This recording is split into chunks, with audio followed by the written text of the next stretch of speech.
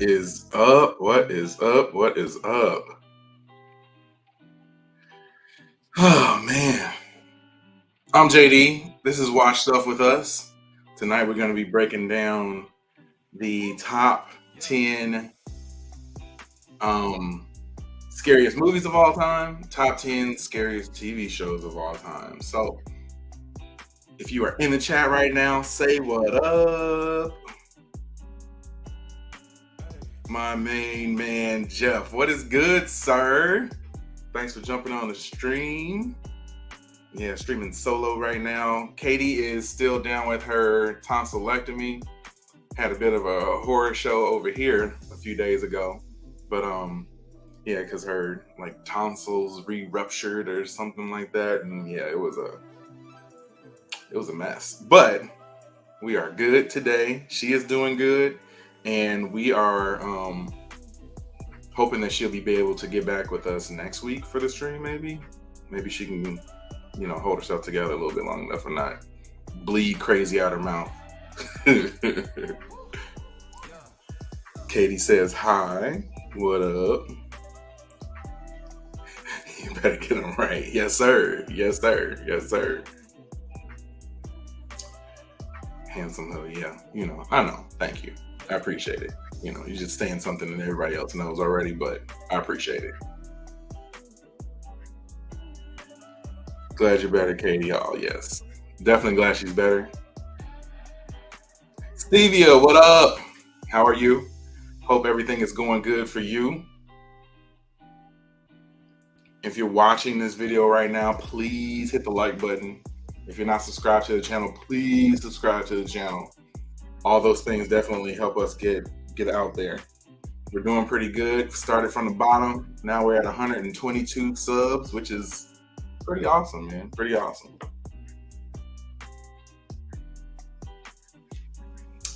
Got a little red drink tonight to be a little festive.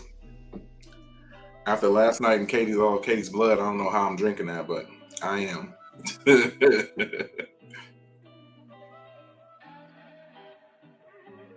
So what is going on with everybody tonight?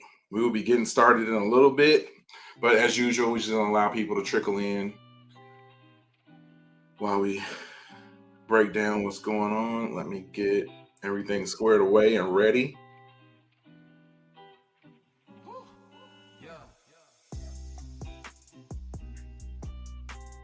I like having the mood music in the background, it's kind of low key, a little hip hop flavor though. If you got a problem with the music, I don't even care.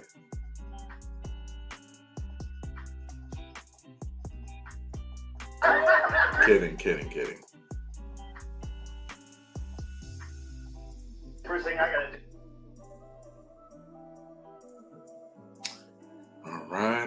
All right.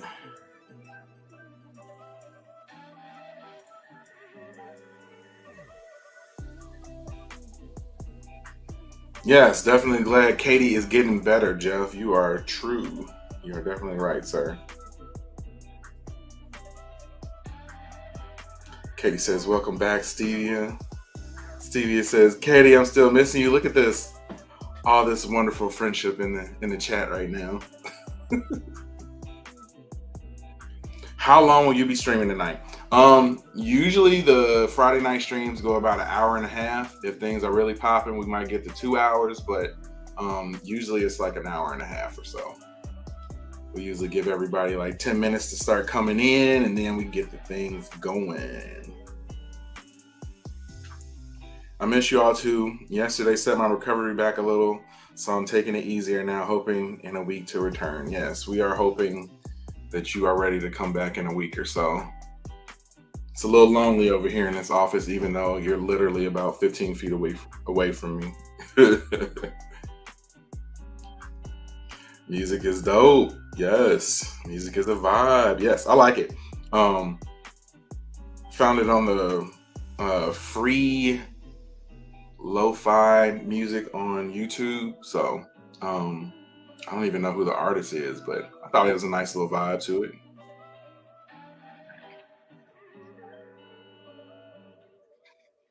while we're waiting, if you would like to talk about what your favorite scary movie is, drop that in the chat right now. I would love to hear what everybody's favorite scary movie is right now. Got to have one, especially since we're getting so close to Halloween. I don't know, you guys probably don't know this. Well, some of you do, but everybody doesn't.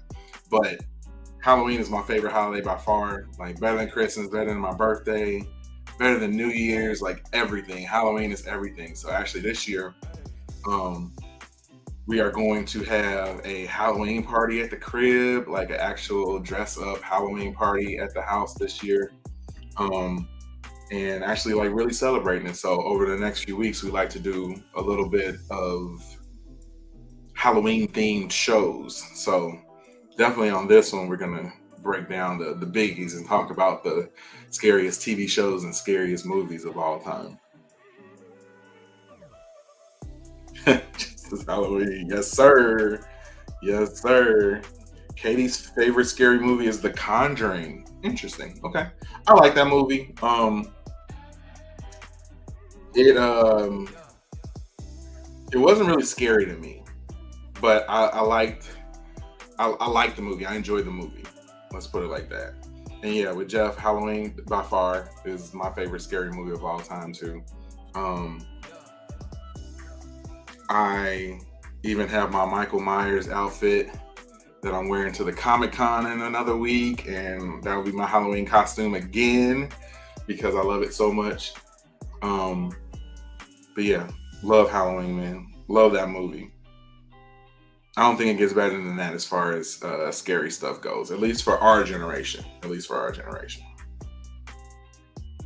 Just says easy work. Yes, sir. Definitely easy work. I'm trying to think of what else um, scared me. Well, not really scared me, but another good movie that I know that I've seen over the last few years, and I was talking to Katie about this earlier today, is the first It movie. The first It movie, it didn't scare me, but it was very well done. Like I walked out the theater and I was like, dude, that was a good scary movie. Didn't actually scare me, but it was very well made. The second one, not feeling the second one at all. At all. Yeah, going back to The Grudge and Paranormal Activity. Wow, yeah. Paranormal Activity didn't scare me. I just thought it was like kind of weird. Like it didn't really do much for me. The Grudge definitely made me a little nervous. And is a really good scary movie. The Grudge and The Ring are like right around the same time frame, and were definitely like really good scary movies. And we haven't really seen so many scary movies recently that have been, you know, so well made and good. But I'm hoping that they continue to try to make them and make some good ones over the next few years. Katie says, I don't like scary movies, so that's why. And yep, Grudge and Paranormal Activity. All the not so scary ones. Yeah, I mean, you can still have a horror movie not be like overly scary, but still be a good movie. Like I said, that's how it was. That's how it was for me. I can't think of many times where I've actually like watched a movie and been scared. But I don't really like clowns, so that one kind of shook me a little bit. But I really enjoyed the like creepy vibe of the movie. Like that was the best part of it. It was definitely creepy. Yes, it was very well done. Agreed. The second, it relied a bit too much on CGI, etc. Yeah, definitely, man. And I know you're a big It slash horror movie and Stephen King fan, so yeah, I know that that's definitely right up your alley. And if I need to discuss anything about it, I can come to you, Jeff. But yeah, that it just didn't hit it for me. Like I felt like they were trying to do too much with sort of going in back in the past and stuff. Like they were. I feel like it might have been a little bit too ambitious. I like that the first story was sort of self-contained, and only really dealt with a few characters, not dealing with the characters when they were young and when they were old. As for recently, Barbarian is a game changer. I have no idea what Barbarian is. I haven't seen it. I don't know anything about it. Tell me a little bit about it, Jeff. Just a little bit, and if it sounds good, maybe if anybody has anybody else seen it in the chat. If you've seen it, let me know. If you haven't seen it, let me know. But yeah, if you guys haven't seen it, maybe we could watch that live. Do a little live reaction to the trailer because I know nothing about it. Stevia says the exorcism of Emily Rose really bothered me as an adult, but I have a better story about Seven. Oh yeah, you got to share your Seven story. That was a great movie too. Very good movie. The Exorcism of Emily Rose. I'm pretty sure I saw that in theaters. I might have saw that with you, Jeff. But yeah, I'm pretty sure I saw that in theaters. It didn't really scare me, but it was a good movie. It was a good movie. It was well made too. And it was another one of those ones that was just like if you sat back and thought about it, like it was, it's creepy. And I'm pretty sure it's supposed to be based on a true story, right? So maybe I'm wrong. If not, let me know.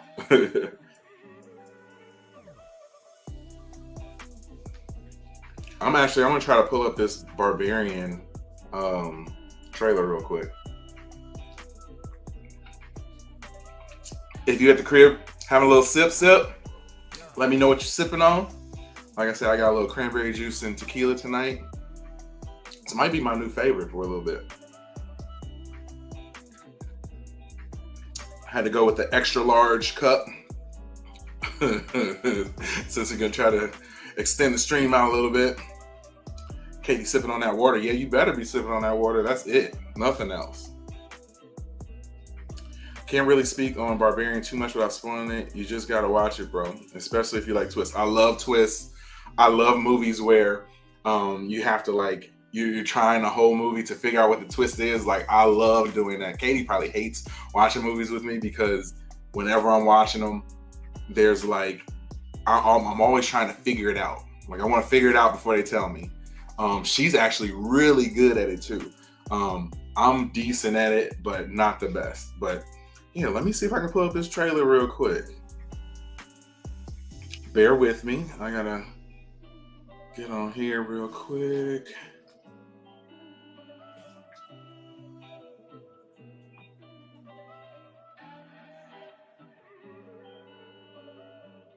All right, it says it was in theaters September 9th.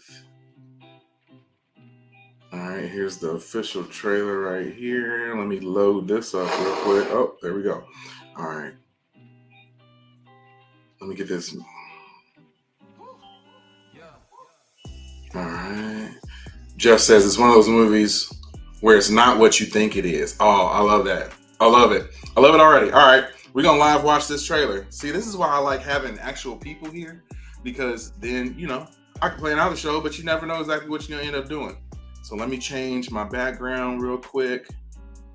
Get this music paused for a second while we pull this up. Boom. Share screen.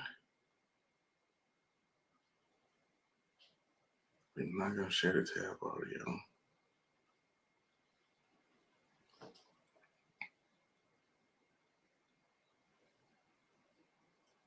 All right. So, on this episode of Watch Stuff with Us, we're doing a little bit of craziness. We're going to go live and watch the Barbarian trailer because it was suggested by somebody in our chat. So, let's watch it. Like I always say, make sure you hit that like button, hit the subscribe button, hit the notification bell so that you know each and every time we go live like we are right now. Well, if you're watching this after the fact, we're not live, but when we are live, then you'll know. Or if we just post a video, you'll know too. So what we're going to watch right now is the Barbarian official trailer. It's a movie that dropped a little under a month ago. And since it's Halloween, we're kind of working with scary movies for this month. So let's see what this one is all about. I might switch it. Yeah. So it's a little bit bigger. There we go. All right. Let's watch.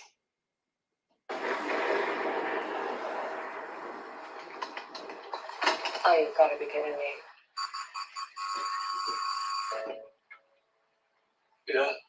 This is 476 Barbary, right? Yeah, I'm renting this place. No, I booked it a month ago. Are you sure you have the right place? Yeah. What are we supposed to do? Why don't you come inside and we'll call these idiots?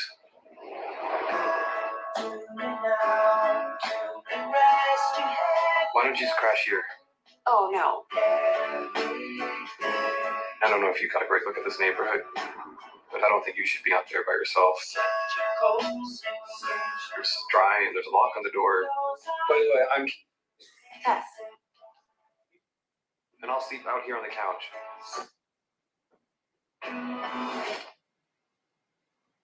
God.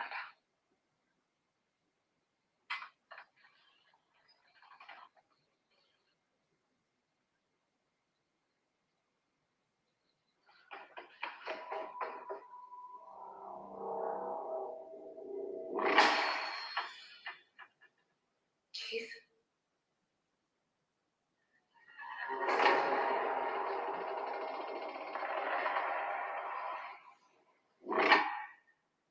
Oh, from the producers of it. Okay, okay, okay.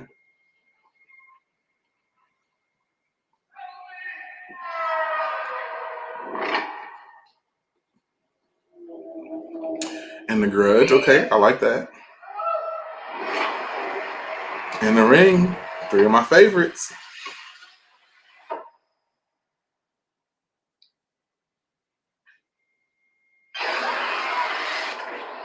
Made my heart jump a little bit. Just a little bit. This process might seem overwhelming, but with a little practice, it can soon become a pleasurable experience. This is perfectly natural.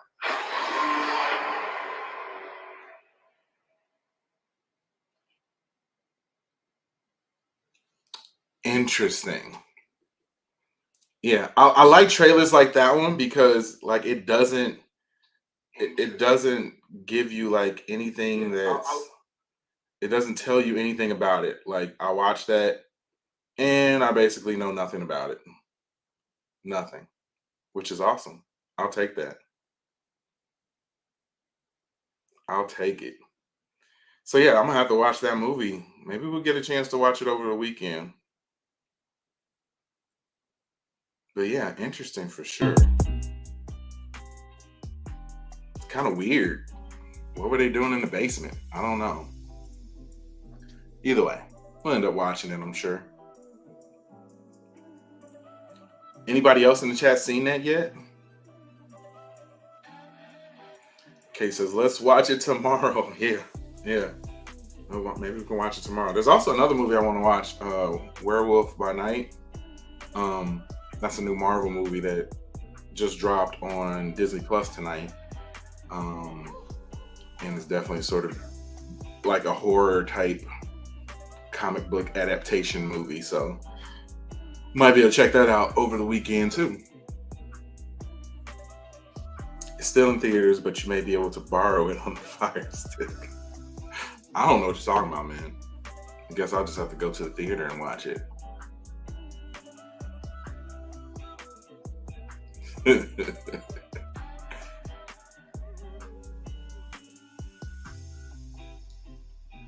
Nice, nice, nice. Yeah, I like movies like that. I definitely like the ones that throw you for a loop and have a twist. I definitely don't understand what's going on in that one just from the trailer. So I'm cool with it. Guess gotta watch to find out. All right, since we are moving, we are gonna get going now for what everybody is here for. All right. As always, just so you guys know, we end up chopping these up into like bite-sized pieces and re-releasing them as individual videos during the week. So I'm going to do a little intro. You'll hear me talk just like it's a regular video. So you don't think it's like, what the heck is he doing? Why is he talking like that?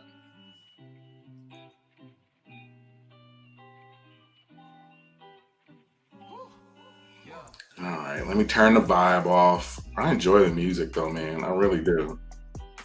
I'm gonna have to turn it off though.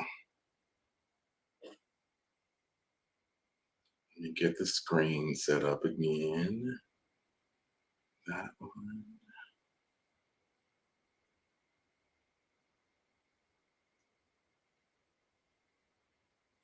Even on that one for right now. On this episode of Watch Stuff with Us, the top 10 best horror TV shows of all time. Thanks for checking out another episode of Watch Stuff with Us. Be sure to hit the like button, the subscribe button, hit the notification bell so that you are alerted each and every time we go live or post a video. And on this video, we are breaking down the top 10 scary TV shows of all time. This list, I believe, was made by IGN. So we're just gonna watch their video of it and then react to it as we go. So without further ado, let's watch.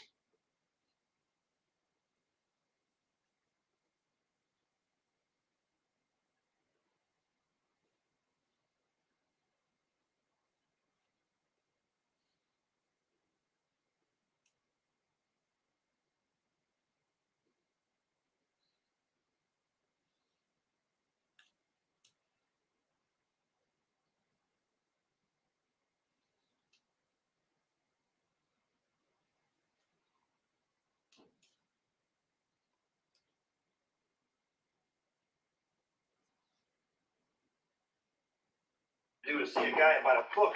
There must be some spell I can say to undo all this.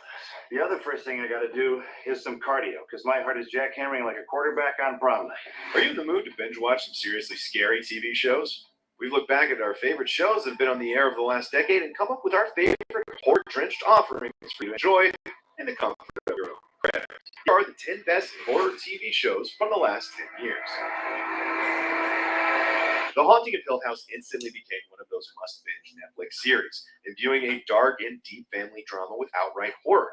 The show is as much about the ghosts that haunt the Crane family as it is about their equally haunting past, and it smartly skimps on the gore in favor of psychological blood and guts that delve into the adult lives of this family's children, and how their time in the house helped to make them the men and women that they are today, better or worse. You don't have to worry now, sweetie. That really bad dream? Of course I'd wake you. Brian Fuller's beautiful drama series reimagined. All right, let's talk about that one real quick. That first one, I have seen that show. If you've seen it, let me know in the comments. I thought it started out really good and then kind of like tailed off by the end. But yeah, it was really strong to start, and we definitely binged it. I think over like 2 days. I think we watched all of it. So yeah, it was a good show though, very good show. But I don't think it didn't have the staying power that I was wanting. So like by the end, I was just kind of like, yeah, we got to get this over with. We watched all of it, so we might as well finish watching it. And Katie says, seen it? I like the series. Yes, yes. Just says, yes, sir, I've seen it. It was solid. Yeah, it was solid. I don't know if it's necessarily top 10. I need to see the rest of this list. And it's hard to come up with alternatives, but it was definitely a good show. It was good.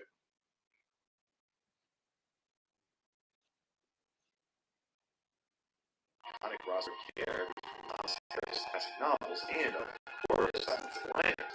Mads Mikkelsen gives a best performance as the charming, delectable, and deadly Hannibal Lecter, who terrorizes the local branch of the FBI while also working alongside them, wining and dining them with extravagant meals made out of his latest victims. It's one of the most haunting, stylish, and devilishly romantic horror shows of all time. R.I.P. Hannibal, you were gone too soon.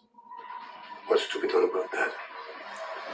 CW's long-running series will Hannibal. I have not seen that show. I watched a little bit of it. I think it was on NBC. I watched a little bit of it when it first started, but I never really had time to like really get into it. So that might be one that I need to go back and watch a little bit of. Although I think I've had enough of watching people eat people after all the stuff that we've done with the Jeffrey Dahmer series on Netflix. And haven't seen what we did that show and entirely break it down from start to finish, go to our channel, hit that subscribe button right now. Hit it, and then go and check that video out right after you watch this one.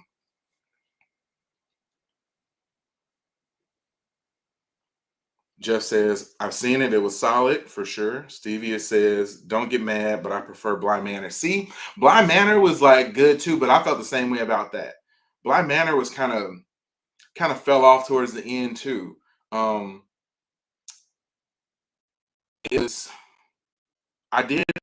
I think I like the story more of Bly Manor, but and if I remember correctly, weren't both those kind of related? I'm not sure, but I think they were. Jeff says that one episode where it was all done in one take was incredible. They did that in Hannibal, like a one take episode in Hannibal.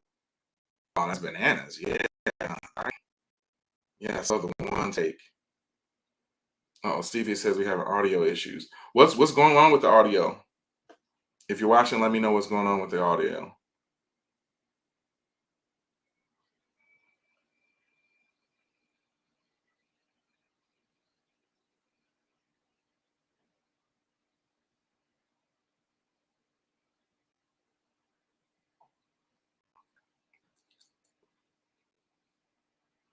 Yeah, if something's going on with the audio, let me know. Katie says she can hear me. Okay. Well, we'll just keep it going. If there is something going on with the audio, please let me know again. Oh, cutting in and out with static. Yikes. I hope not. It might just be my internet connection. Hopefully it's not going to be like that forever. We'll have to keep it rolling though. Reached the end of the road in season 15, and while tone has shifted over the years to encompass everything from fourth wall breaking and humor, Jay Ackles. That's fake me. Yeah. This must be fake mine. to a goddamn spectacular animated crossover with Scooby-Doo, Supernatural remains one of the spookiest, bloodiest, most beloved genre shows on TV. Plus, the bond between its two ass-kicking brothers and their extended surrogate family ensures that this gem has plenty of heart. What are you? I'm a fish taco. A fish taco? A fish taco. This macabre mashup features a I've never been one to watch Supernatural. The only thing I know about Supernatural is when I would not work, and this has been forever, but when I wouldn't work, like I was at home sick or something like that from work, I would wake up and usually Supernatural was on right after Charmed, and I love Charmed. Say what you want to say about Charmed. I love Charmed. That was one of my favorite shows. It wasn't creepy. It was definitely like, the same sort of vibe as Supernatural was to me. So I always watch Charmed. I love Alyssa Milano. But yeah, Supernatural would always come on after it, but I never just kept watching it. So occasionally I would see like a little bit of it, but never really reached out to me. But I know it is a definite cult favorite among tons of people. Tons of people. Let's keep it rolling. literary dream team that includes Dorian Gray, Frankenstein and his monster, Jekyll and Hyde, the Wolfman, and Dracula himself. But it's Ava Green's transfixing performance as the guy mediums Vanessa Ives that made Penny Dreadful appointment viewing during his brief preseason run. That sounds like a warning. It's an invitation. Hitting the sweet spot that lands somewhere between 1980s nostalgia. Penny Dreadful. That's one that I have not seen before. I believe that's on Netflix. I might have to check that out if it's ranked that high on here. But yeah, I haven't seen it before. If you've seen it before, drop something in the comments and let us know. But yeah, I have not seen that one before. Creepy, fun, and genuine scares, Stranger Things took audience by storm when it debuted in 2016, and it's only grown in our hearts in subsequent seasons as we watch the crew start to grow up, even while new additions like Max and Robin have deepened the bench of beloved and quirky characters. Combine that with the adult cast led by Winona Ryder and David Harbour, some mysterious and freaky universe building, and yeah, some monsters too, has us eagerly anticipating the next season of adventures.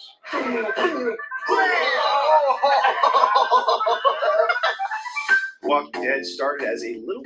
If I had to pick a show without seeing the rest of this list, if I had to pick a show right now that would be at the top or very, very close to the top of my list, it would be Stranger Things. Like, I feel like Stranger Things is a masterpiece.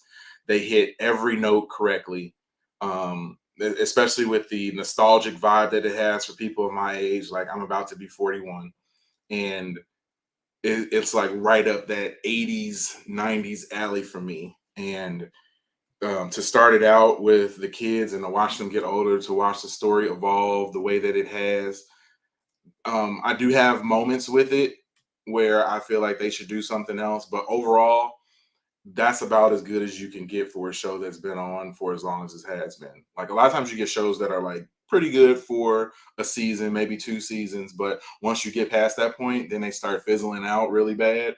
But this one has kept up a lot of steam, and I'm excited to see what this next season is gonna hold. And we will definitely watch every episode of that and react to it of the new season coming up probably next year, hopefully next year, maybe this time next year. We will definitely watch and react each and every episode of that new season right on this channel. Black and white comic that riffed on a well-trodden genre for horror fans. It turned the concept into a cottage industry where your mom and your mom's mom and your mother-in-law were suddenly in zombie gore, end-world scenarios, and of course, human drama that is always at the heart of the best such stories. Walking Dead has had its ups and downs in the decades since it debuted on AMC, but it's still going strong. It's funny spin-offs and movies like, well, a zombie plague that just can't be extinguished. On the same side of it. Who you tell me? There's nothing quite like MC's historical horror show. All right. Let's get into The Walking Dead real quick. Real quick, Stevia says, I'm so glad they said Pink Dreadful because if they didn't, I was going to put it out there. Okay. If it's that good, I'm going to have to check it out. And like I said, that's on Netflix, right? But jumping back to The Walking Dead, I was a hardcore Walking Dead fan through about season 4. I got to the point where Negan started. Okay, there was the end of the season, and there was a huge cliffhanger over who was going to die, and they came back, and Negan killed some people. So I'm not gonna spoil it, but Negan killed some people. At that point, I kind of lost interest only because I felt like the show was like torture to me. Like it was a bad show. It was just that I felt like everything that I was watching was just watching my characters that I enjoy and like die. And at a certain point, like it's okay to watch, some of your favorite characters die, but the way this show has a way of being sort of like bleak and doom and gloom, like, yeah, I just couldn't do it anymore. And it was like I was just sitting back, like I said, and waiting for my favorite characters to die. Not cool with that at all. Not cool with that at all. And I lost interest. So yeah, I think I watched a little bit past that point too. And I heard that it has gotten a little bit better, and they have so many spin-off shows, but I haven't touched any of those. I think I'm kind of Walking Dead out. Like I'm done. Maybe I'll go back at some point just to finish and watch the rest, but I think there's too many other things that I can watch right now. Stevia says, I quit The Walking Dead early season 4 or 5 because it seemed repetitive. Yeah. And I mean, you would have different people and they would run into different people. And the story was pretty much the same sort of thing. I mean, there's only so much that you can do in a world like that. There's only so much of a story that you can tell. And I think that they've told just about everything that they can tell at this point. And then too, like I read the graphic novel, like loved them. And I read all the way through, man. I know I read everything with the governor. So like all the way through season 3, I read pretty much the equivalent to that in the graphic novel comic book stuff. So but yeah, really good. I really enjoyed those. But then the TV show came out, it was really good in the beginning, and then it kind of tapered off to me. Same here, bro. I had to let Walking Dead go around season 6. Yeah, you just get to a certain point, it's too much. Too much. I got enough real life drama, and I don't need to watch something that's gonna make me feel like crap when I watch it. And like, dang man, like I'm hurting for this character. Like it's okay for that stuff to happen occasionally, but everybody that you like was gonna die. I still think one of the best moments in TV took place on that show when I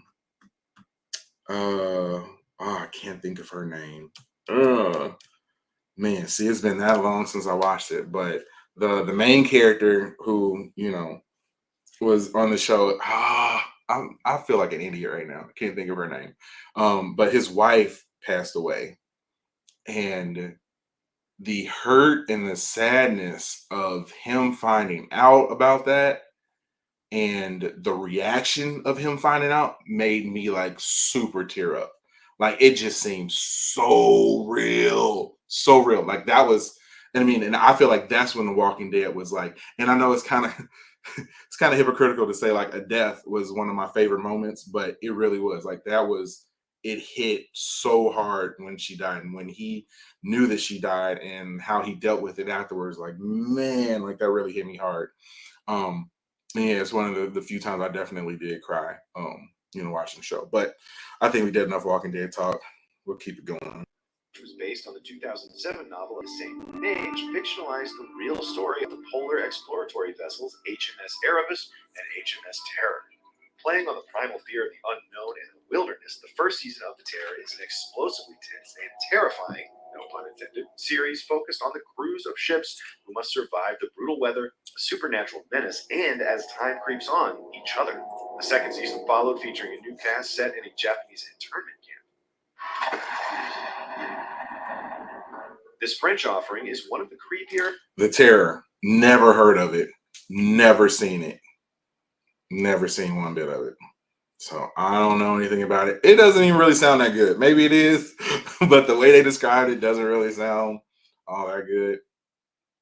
And oh yes, Jeff, Rick's wife, Lori. God, that hit me to the core. That hit me to the core. Like really, that really hit me to the core.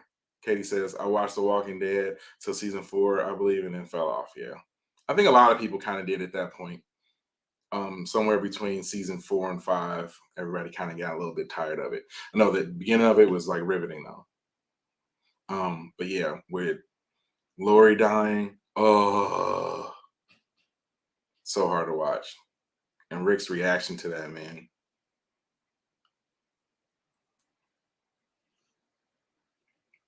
And more affecting picks on our list, transporting viewers to a small alpine town which was torn apart by the deaths of a coachload of school kids and their teachers. Several years later, members of the community who were killed in that traffic accident start returning alongside other dead people, none of whom seem to realize that they've been dearly parted for a while. Chilling, moving, and decidedly original, this supernatural mystery is an underrated gem. After years, decades really, of hopes and dreams of that really sounded good. And I know it's a French show, I guess. And it's I don't know even where to find it at, but that actually sounded good. It would kind of suck to watch it with subtitles, but shoot, I tried. That actually sounds decent. Evil Dead 4 movie that never quite came to be, the unthinkable happened. Yes, something even more unthinkable than your headless, dead-eyed girlfriend chasing you around with a chainsaw.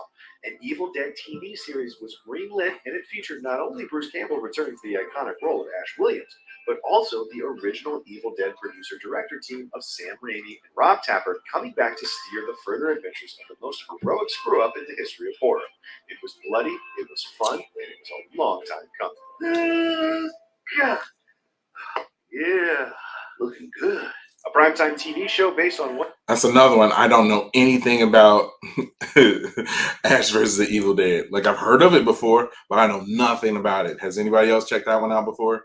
If you had, let me know. But yeah, I don't know anything about that one. I do like the kind of horror comedy type movies. Those are pretty good too.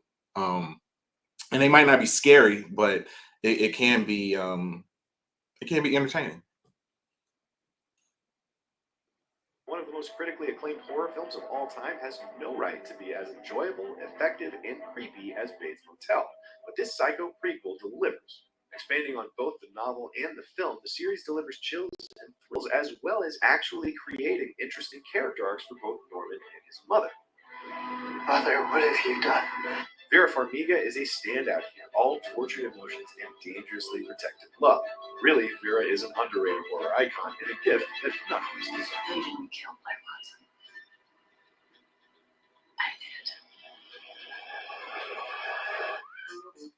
Watson. I did. Bates Motel. I have not seen any of that. None of it, but I know that I've heard great things about that show too, and I'm pretty sure I was gonna say I know Jeff. I know you watched that one. I remember us talking about it before, but yeah, I've never Haven't seen any of it, man. We got to go back and watch that. And I know Katie, he's, I think, what's the show called? It's not The Good Doctor. Is that what it's called? But I know the guy that's in Bates Motel is also on that show too. And a lot of people said that that was really good. The Terror is really good. Great cast. Okay, yeah, I'm gonna have to check that out. Maybe that actually did look pretty good. Bates was Wild. We watched the entire series. Yeah, yeah. I've heard good things about that show, so I have to add that one to the list too. Kay says yes. I need to watch it. Yeah, I might have to add, especially Bates Motel. That's definitely one that I'm gonna have to go back and watch a little bit of. Is there anything that this list from IGN missed? And these they were just covering stuff that was over the past decade, but I feel like there had to be some other shows that they missed. Um, so I'm gonna cross reference that list right there with another list that I see. Let me pull that one up.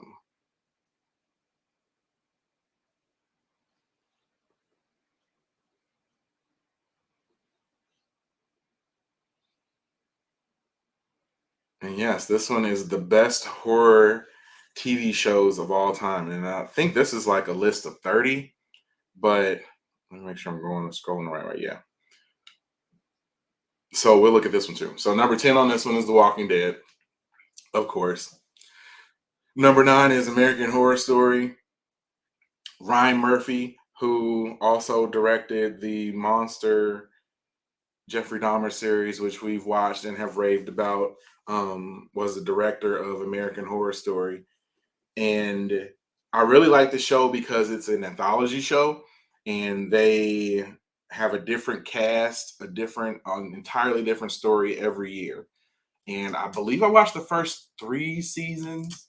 The last season I remember watching religiously was the season where they were in like the circus, I believe. I remember watching all that. But Evan Peters was in the first season of it, which I felt was amazing TV. Like it was a it definitely was a twist and it was yeah, it was just excellent TV. I really, really, really enjoyed that show. Stevie says, I just got to ask, what is your definition of scary? For me, it's not so much fantastical things, but things that can happen or have happened in real life.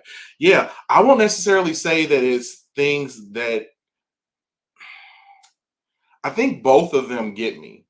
Both the fantastical things can get me, and also the things that have occurred in real life.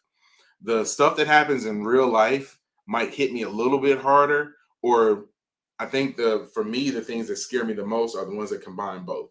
It's something that hasn't necessarily happened, but it could happen, and those are the ones that I feel like are the best. Like that's why I really like The Walking Dead so much in the beginning because it's ultra realistic for the most part, and it took place in a setting that is believable. That like if we had a zombie apocalypse right now, that in about 2.5, 3 years, we'd be at the Walking Dead point for sure. Like it'd be just like that show. So I think that those are the ones that hit me the most and scare me the most. But I won't.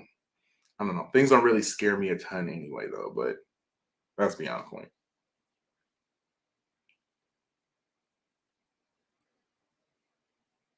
Stevia says, I'm with you, Katie. And that's because Katie says, scary for me is anything that gives me nightmares. I love hate suspenseful movies. Yeah, suspenseful movies are good too. I enjoy that sort of on the edge sort of feeling. And I know we haven't dealt with movies yet, but and this movie wasn't overly scary. But if I could recommend a movie that I've seen relatively recently, and by relatively recently I mean in the last few years, that was a technically, I guess, a scary movie, but one that if you haven't seen it, you need to see it. Is The Invisible Man with Elizabeth Moss. Super good movie. Really, really, really, really, really good movie. Horror slash suspense movie. Probably more suspense than anything. There are some scenes in there that are kind of scary, but yeah, there's a certain scene in that movie that literally made me yell. Like, I didn't scream, but I was just like, oh, like, yeah, it was amazing, amazing. And just for that, I mean, the whole movie was good, but that one scene where something happened and it got me, like, that's what I hold on to. I love movies that get me because, like I said, I pride myself in trying to figure these things out. Most of the time I do. And that one, it came out the blue and just blew my mind, blew my mind. Jeff says American Horror Story is great too. Yes, agreed, agreed. I think season 8 of Game of Thrones was horrifying. Dude, let's not even get into that. I just got Katie to start watching House of Dragons with me. She hasn't seen any Game of Thrones. Game of Thrones, that last season was horrible. The ending was so unsatisfying. And it's amazing to have a show that hits so many amazingly high notes end on such a bad note. Just like just imagine somebody singing the national anthem and they kill it. They Whitney Houston style killing it. And then they get to Home of the Brave and hit that brave line. And it's brave. Yeah, that's exactly what Game of Thrones season 8 was. Because it was hot garbo. Hot garbo. And I'm so mad that they kind of wrecked it. It's still the only show that I would recommend to somebody that has a bad ending, but still, the ride was incredible. If you haven't seen it, go watch it. Jeff says it's a mix for me. Yep, I agree. Yes, Jeff. Invisible Man was fire. Invisible Man was amazing. Yeah, really good movie. Really good movie. And I really hope, like, that was one of those movies where, like, yeah, you can make a sequel easily. Like, I don't want to spoil it for anybody, but you could easily make a sequel and actually start trying to build a universe out of that type of movie. And I think that those are those kind of really like grounded kind of stories like that. That's, it is a fake premise, but I can see something like that happen. So real quick, let's go back to this TV show list that I was looking at. But yeah, American Horror Story, amazing, really good. Black Mirror, yes, another one. Like, not necessarily always scary. Anthology type show. Each episode is something completely different, but oh my goodness, man, really exceptionally well done TV. I can think of several episodes from that show that make you think like, oh my goodness. The one where they had the implants or the contact lenses that recorded everything in the eyes, the pig episode with the politician, like, just scenarios where you like, dude, if that was real, what would I do in that scenario? And I mean, they hit so many amazing, amazing topics, and they don't necessarily. If you sit back and think about them, you can see how they're really commenting on society a lot and the technology that society has, or even in some episodes, a lack thereof. One episode that was really good too was the episode where they had I think it was an app, and the app would, like, in real time, if you had a good interaction with somebody, you would hit like the like button for them. And if your numbers or if your rating or whatever got to a certain point and too low, they would actually start like taking things from you. And if it got too low, they would like completely wipe you out. So it led to a extremely fake society of people who were just trying to do anything they could to get the likes. And I feel like that is exceptional commentary on the current state of social media, which I have a love-hate relationship with. I love YouTube. I hate Facebook. I don't like well, I won't say that I hate Facebook. Facebook has its purpose. I'm not one of those people who like to overshare things on Facebook. Some people do. To each their own. I'm just not gonna spend all my time on there. But we're not even gonna get into that. That's a different show. You didn't tune in here for watching that one. Stevie says, speaking of Elizabeth Moss, I think The Handmaid's Tale is terrifying. It really is. And as time goes on, I feel like that could potentially happen. I don't really think that it's going to happen, but if I had to put a percentage on it, that percentage has risen over the past, like, over the time that the show has been on TV, that percentage of it actually happening has risen for sure. Let's go. Let's see what's next. True Detective. Oh my goodness. The very first first season of True Detective is must-watch TV with Woody Harrelson, and I can't think of the other guy, Colin Farrell. Amazing TV, an amazing story. Just yeah, wonderfully acted. Yeah, must see TV. And it's funny that that's on horror. It's not really. I don't really consider that a horror. More so like suspense drama type show. But yeah, really good. Really good. Buffy the Vampire Slayer. Never seen an episode of it. I know people love that show. Like beyond a cult following. Like love Buffy. Never seen an episode of it. Channel Zero. Okay, that dude's face is super creepy. I don't know anything about Channel Zero.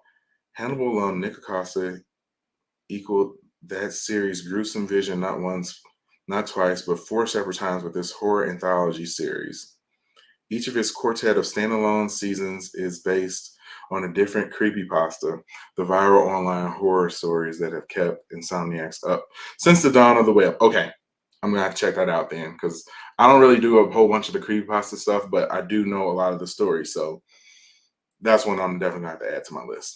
The X-Files, amazing, amazing. One of the first shows that I watched in its entirety when it was like actually airing live. And I was probably a little too young to be watching X-Files, but I loved it. I love things that deal with extraterrestrials, UFOs, the unknown, stuff like that. Love those types of things. Oh, and before I forget, one other thing that I need to share. Actually, let me write it down. Okay. Just so I won't forget. After we do the list, then I'll tell you guys about this one. Jeff says, I agree regarding True Detective. Yes, yes. True Blood, the early seasons. I try to get Katie to watch True Blood. I don't think that True Blood was scary. True Blood was great storytelling, especially in the beginning. Very good storytelling. It was like the perfect mix of drama, cheesiness, sex and nudity, and like just like it was kind of campy at times too, and like the character actors are great. Like it was just the perfect combination of all that stuff. So yeah, I'm right with you there on True Blood, Stevie. And Katie, we need to watch that one too. But yeah, let me finish this list. So we had X-Files, Hannibal, which was covered in the video. Gonna have to go back and watch that one. The Twilight Zone. I haven't seen, and I did not know the Twilight Zone only ran from 1959 to 1964.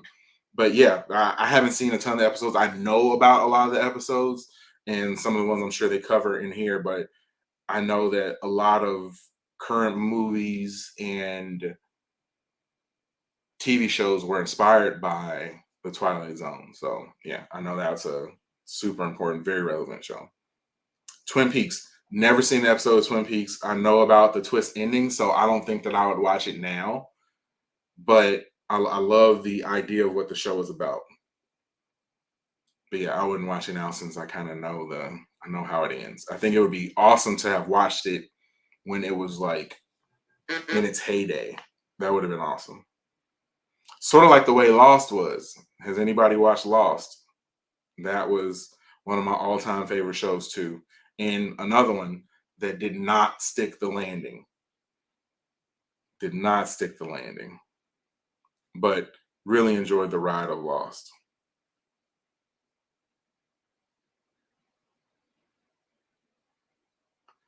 So yeah, thanks for checking out this episode of Watch Stuff with Us. We broke down our top 10 and some more from our favorite TV shows.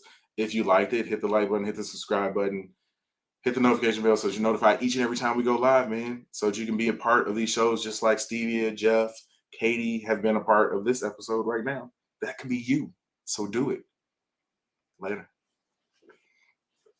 All right. Oh, what I was going to say. The number one, and I guess you probably have to be of my age to know about this show. So I'm guessing that you guys would. But number one scariest show of all time, Unsolved Mysteries. Literally the scariest show of all time. Just terrifying to me. And that one hit that note of it being all those stories are supposed to be true. And that theme song would come on. I know, like, we would go to church every Wednesday, every Sunday religiously, constantly, constantly. And on occasion, though, like if I was sick or if, for whatever reason we ended up staying home on a Wednesday, we would I would watch Unsolved Mysteries with my mom. And it was one of those shows that I enjoyed watching, but was like watching like this the entire time. Like, "Eh, I see it. I see. Oh no, I don't want to see it anymore." Like every episode was like that. It was scary, but it was such a good show. Such a good show. Robert Stack and his voice like set it off. If I didn't have to worry about doing like copyright strikes, I would play that theme music right now because that theme music is some of the best of all time. It's so good, and it just set the mood right for that show. Hearing his voice, totally terrifying. Totally terrifying. Katie says, I love Lost. Yes, love that show. It was so good. Such a good show. Twin Peaks starts off amazing, then it flies off the rails. See, yeah, I'm glad you said that. I like I said, since I already know how it ends, I wouldn't watch it, but I hate shows like that, man. I hate shows like that. Thank you for putting me on Lost, JD. Yeah, amazing. That was one of the shows that, remember when I watched it, I'm pretty sure the first season I watched at least 9 episodes like in one day. That is, I could. There's no way I could do that now. Like me and Katie are watching Breaking Bad, which I've already seen, but I want her to see. And if we can get through like 2 episodes, that's awesome. I don't know how I sat down and watched 9 episodes in one day, but this show was that good. It did not stick the landing. The mysteries that they were selling they didn't pan out very well. So, but the lore of it, the way that it was like going, oh my God, those early seasons of that show were incredible. The Hatch, the crash landing, Locke, one of my favorite characters of all time on TV is the character of Locke on that show. And the episode where you learn about his disability, amazing TV. Amazing TV. I get chills thinking about it. Amazing TV. Jeff says, yeah, Unsolved Mysteries was definitely creepy, for sure. For sure. And Jeff, while you're here, real quick, since you're going to be coming over for the Halloween party, we're going to have to get you and your beautiful wife on to do an episode with us, man. Whether it's live, whether it's a reaction to something, we got to get you guys on. That'd be fun. Yeah, Unsolved Mysteries was super creepy, though. Stevia says, Jeffrey, you beat me to Twin Peaks. Yeah. Beat me to Twin Peaks. Yeah, it wasn't. It's not going to be something I'm going to invest in. What about Tales from the Crypt? I did not watch a lot of Tales from the Crypt. Did not watch it. I feel like that one was like, I was a little bit too young when it was really, really big, but I never really got into it. Never really got into it. Jeff said that would be cool. Yeah, we got to do that, man. We got to do that. Boone and Sawyer. Whatever. What was Evangeline Lilly's character on there? I can't remember her name. Kate. Yes. See that look? Bite the lip. Yeah. I was a big Kate fan. Big Kate fan. But I won't get creepy. Or is it too late? You guys are like family. It's cool. I'll tell you everything. But yeah, so that was awesome. Let us now switch over to the top 10 scariest horror movies of all time. So, like I said before, I'm gonna do this like an episode, so bear with me for a second. On this episode of Watch Stuff With Us, the top 10 scariest movies of all time. Thanks for checking out yet another episode of Watch Stuff With Us. I'm JD. Katie isn't here. She's still recovering from her tonsillectomy. But in the meantime, in between time, we're going to cover the top 10 scariest movies of all time. If you like this type of content, hit the like button, hit the subscribe button, hit that notification bell so that you are notified each and every time we go live. And without further ado, let's dive into this right now.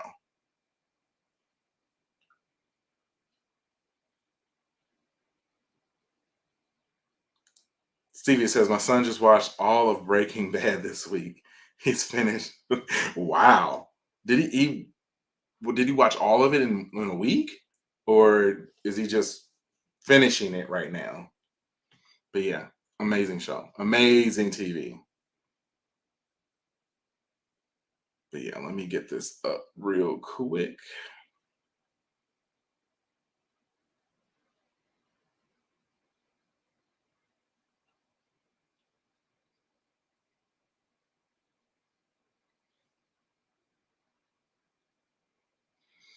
Okay, and this list is from Rotten Tomatoes. So we'll do this one a little bit.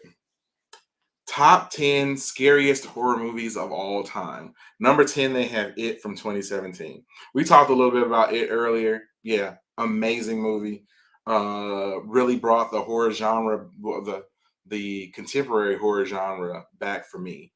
Because up until that point, I hadn't really seen a bunch of movies in the early to mid teens, 2010 to about the 2017 point. I hadn't really seen very many like scary movies. If you go back to the early 2000s, there were some then, but yeah, it was a really good movie, very well made, very well made.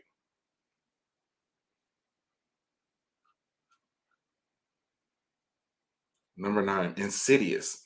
I've seen Insidious. I don't remember a ton about it, but I've seen it. It wasn't overly scary to me. So I don't know if it deserves to necessarily be in the top 10 list, but I don't know. Have you seen Insidious? Let me know. Number 8, Sinister. Sinister was good. I know there have been a few of those as well, but it didn't really scare me. I don't know. Maybe it scared you. Like it didn't really do anything for me. This lady with no clothes on and no chest is scarier than anything.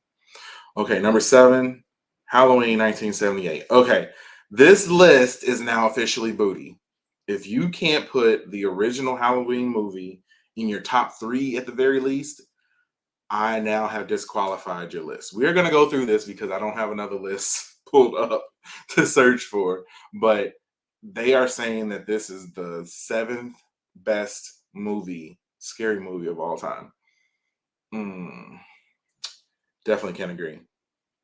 Top of my list, like I've said multiple times, top of my list. Number 6, The Ring. Very good movie. I enjoyed the creepiness of that, especially like when the girl um would like appear in like the corner of the room. There was a scene where she like showed up in the corner of the room out of nowhere, and like they were just talking and like pan the screen over and like or pan the camera over, and she was like in the top of the room in the corner, and like yeah, that got me. I'm pretty sure, Jeff, I saw The Ring with you, either The Ring or The Grudge, and I don't know if The Grudge is on this list, but it might have been The Grudge that I saw with you. But that was a long time ago, and I'm pretty sure we did see that before we went to what was that scary movie place? Terror in the Woods. Let me know if I'm right. Number 5, Texas Chainsaw Massacre. Yes, very scary movie.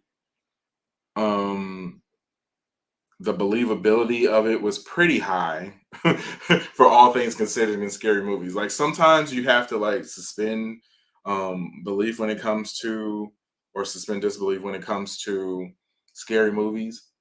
And this one, you kind of got to do this a little bit, but it was pretty realistic.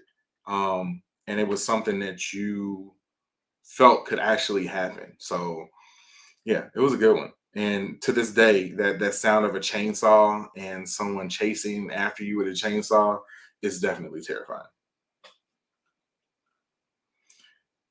Jack Nicholson in The Shining. Yes, a classic. A classic. A classic. A classic. This definitely deserves to be on the list.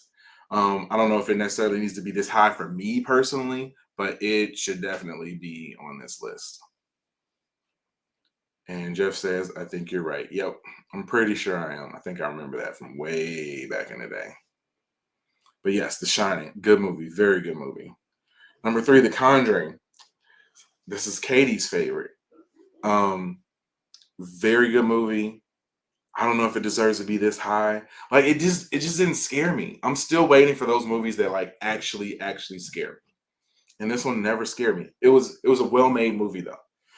And then once you get into all the sequels and stuff, they're okay, but it kind of gets diluted at that point. At least to me. At least to me. Number 2, Hereditary. I don't know anything about this movie. Nothing. Writer-director Ari Aster made a huge splash with his feature directorial debut, a dark family drama about the nature of grief couched within a supernatural horror film. Toni Collette earned a spot in the pantheon of great Oscar snubs with her slowly ratcheted up to 11 performance as bedeviled Mother Annie. I'm not going to read anymore because I'm actually going to try to watch this. I don't want to get spoiled. That sounds good. If it's this high on this list and I've never heard of it, I need to watch it. Have you heard of Hereditary? Hereditary? Yeah. Let me know. Number 1, The Exorcist. The Exorcist, I feel like everyone has this movie on their list, and it's usually in the top 3. Like everybody. For me, it was just kind of cheesy. Like the whole, like, I mean, I'd rather see Exorcism of Emily Rose, and The Exorcist was very good though. And I guess especially for that time, like the movie was made in 1973. So that's a long time ago. And I felt I'm sure at that point in time, it was, revolutionary, some of the stuff they were doing with, especially with her when the body like rising to the ceiling and all that stuff. Like it's probably, cutting edge at the time. But now, and as we get older, it just seems kind of cheesy. But it was one of those ones that kind of freak you out a little bit. So I get it. I don't know if it necessarily deserves to be number 1, but I get it. So that is the list. Or let's go through the comments real quick. Hereditary was mid. All right, Jeff. I'm taking your word for it, bro. I'm not gonna watch it then. If you say it's mid, I'm good on it then. I'm good. I trust your recommendation or lack thereof. The Exorcist is overrated in my opinion. Yeah, I said it. Yeah, I won't say that it's necessarily overrated. I just think it doesn't hit with us the way it hit with people back in 1973. And I feel like it was a good movie for its time, and I think that a lot of people just continue to hold on to it now for that nostalgia sort of thing. But no, I'm not feeling it. It was okay. I don't think it deserves to be number 1. So if I had to look through this list, what would I put number 1? Definitely Halloween. And it should be higher on the list. That's how I feel about both of those. You can still watch Hereditary if you want, bro. But don't rush to do it. No, I'm good. My TV watching time is limited, so I'm not even gonna do it. But if there was some movie that was missed on this list, please put it in the comments below. I'd love to know what your scariest movie of all time is. And if you like this video, be sure to hit the like button, hit the subscribe button, hit the notification bell so that you're notified each and every time we go live. I'm JD. This is Watch Stuff with Us.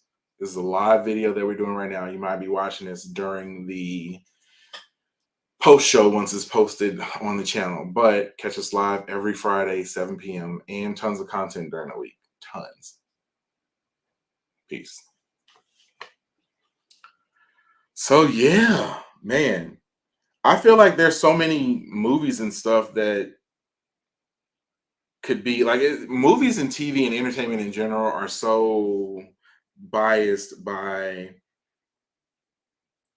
personal preference. If you got a personal preference about something, if you like something, like everything, it's like I said, beauty is in the eye of the beholder. So yeah, you might see something and like it. I see something and not like it. Hey, to each his own. I just don't feel some of the ones that were on that list. Definitely not. And I feel like they could have put some other stuff on there that they didn't. So yeah, let me get my screens back right. Boom.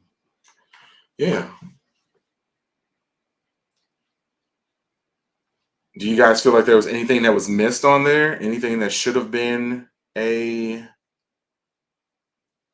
top 10 scary movie of all time?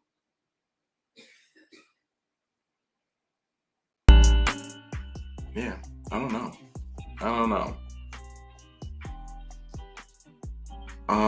Let me look up real quick.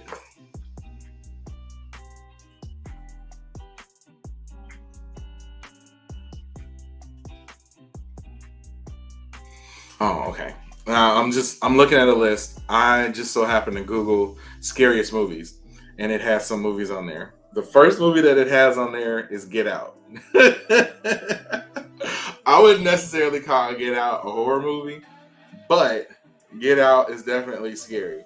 And being a person who is black and married a white woman, the whole Get Out premise was something that very briefly crossed my mind. Not gonna lie.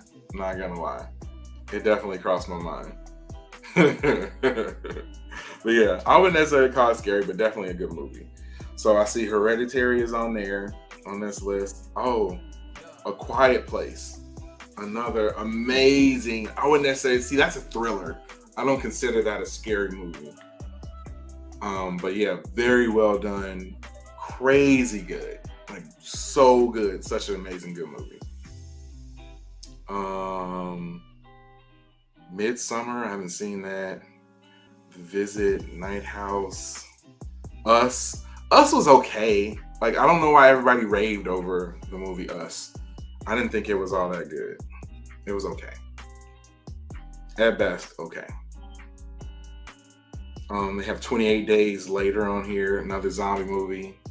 Really good. Oh, and they also have the one movie that I forgot, and it's probably my favorite, I won't say this, my all-time favorite scary movie of all time, but it definitely deserves to be on the list. Definitely in my top 5, the movie Signs, M. Night Shyamalan. And I know Jeff was a hardcore M. Night Shyamalan fan. I don't know if you still are, but the movie Signs blew my mind.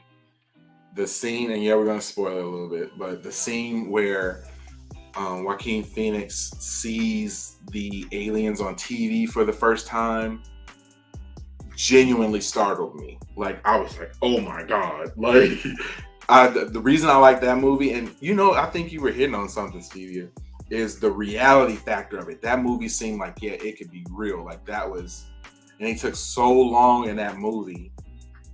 It took so long in that movie to get to the point where they actually showed what the aliens looked like and what they were doing. Like, oh my God, man. M. Night Shyamalan knew how to build the suspense in the movie. So yeah, great. Jeff says Get Out is definitely a horror movie. Yeah, they did have some horror movie type elements in that too, with people looking like they should have been dead, but they weren't. Yeah. I agree. A Quiet Place was a thriller. Yeah, for sure. I still mess with M. Night. Yeah, M. Night kind of fell off a little bit, man.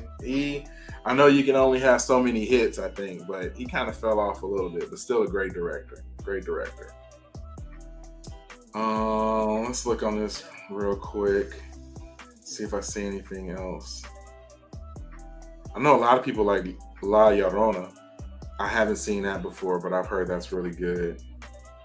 The Alien movie is on here, which I've heard good things about. I've seen the first, 3 or 4 Alien movies. Yeah, I've seen those.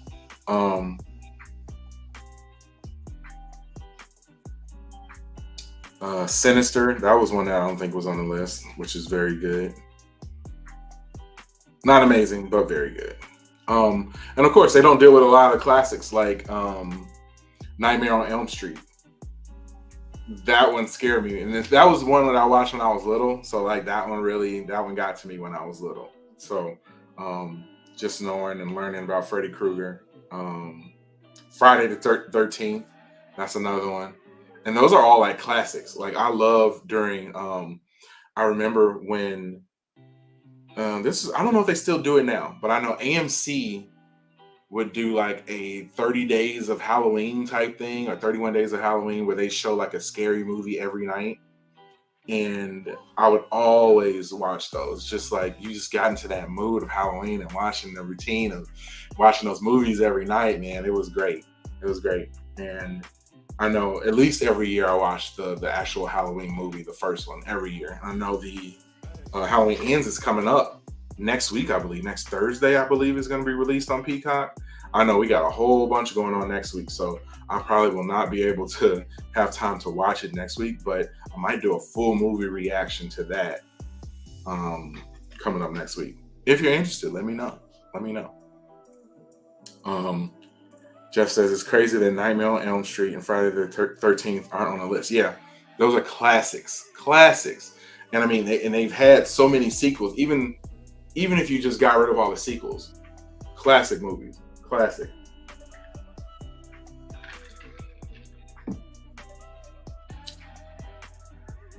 Yeah, says, yeah, AMC will play all them joints. Yes, for sure. Each and every one. I loved it. Loved it. Loved it. Let me look at this list a little bit longer, and then I'm going to switch to TV real quick.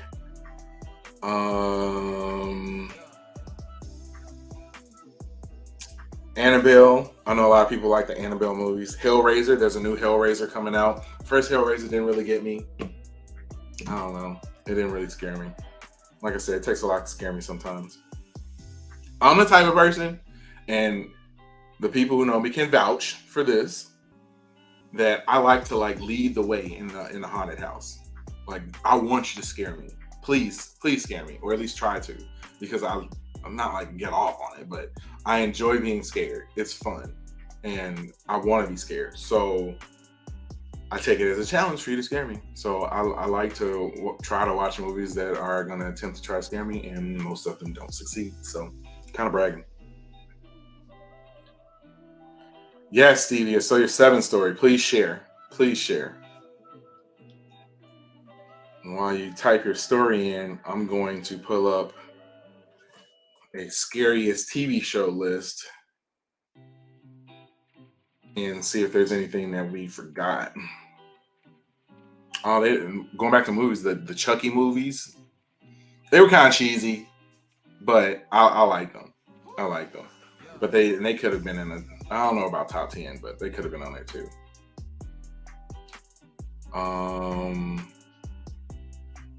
Bates Motel, Black Mirror, Penny Dreadful, Supernatural, Haunting, Blind Manor. Yeah, it seemed like they nailed those lists, I guess.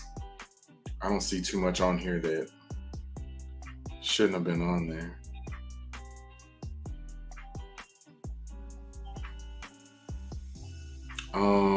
Yeah, American Horror Story,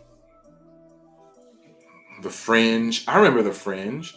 I didn't really watch a ton of that, but I remember that. That was sort of like that was supposed to be the next big thing after the X-Files. Was The Fringe. Never really watched it though. They have the anime Castlevania on here, which I love. I don't really think it's scary, but I love that show. Great anime.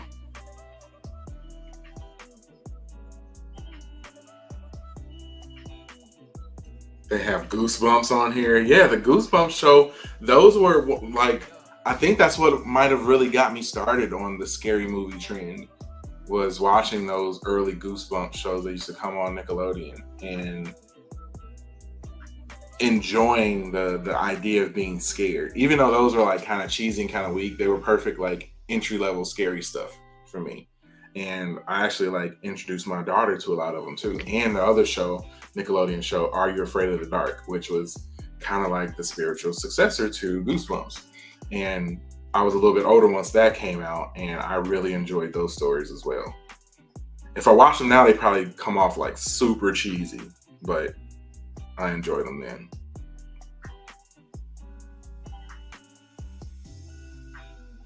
I know a lot of people like The Outer Limits back in the day, 1963. Man, long time ago. Yeah, I think that's about it. I think we got pretty much everything on there. If there's anything else that I'm missing, let me know. Okay, so Stevia has her story. I was a child actor on tour away from my parents and saw it in theater. One of my co-actors painted to seven deadly sins on my door stage, blood in blood. I came home to the sins dripping down. Oh my god. Dude, yeah, that's creepy. That's creepy. That's creepy. So wait, I feel like you just glossed over the fact that you were a child actor. So like, what type of shows did you do, or did you do movies or commercials? I know my man Jeffrey Smith in the chat right now. He's an actor as well. So yeah, I would love to hear you share a little bit about your time as a young child actor. I was 12. Yeah, at 12, seeing that stuff dripping down in blood, man. Ugh. Yeah, what possessed him to decide to do that? Like, was he older? I'm assuming that he was a little bit older and just trying to play like a prank on you or something like that. Either way, ugh, that's rough. That's rough. So how'd you get over it? Did you ever try to get him back too? Did you try to write something in blood on him or in his living area? Oh man. So yeah, if you're joining the chat or haven't been watching the show the entire time, right now we're talking about your top 10 movies and TV shows of all time. So if you have them, drop them in the chat. Please drop them in the chat. We would love to hear from you, and we can discuss them a little bit. Stevie says, I was 12. Oh, totally. He was 14. Yeah, I figured that's something that you would do, just trying to mess with somebody. So did it like really freak you out, or were you grounded enough to realize that like, oh, this is just a joke? Even though like 12 though, that's pushing it a little bit. Even for me, I've seen a lot. That would have got me a little bit.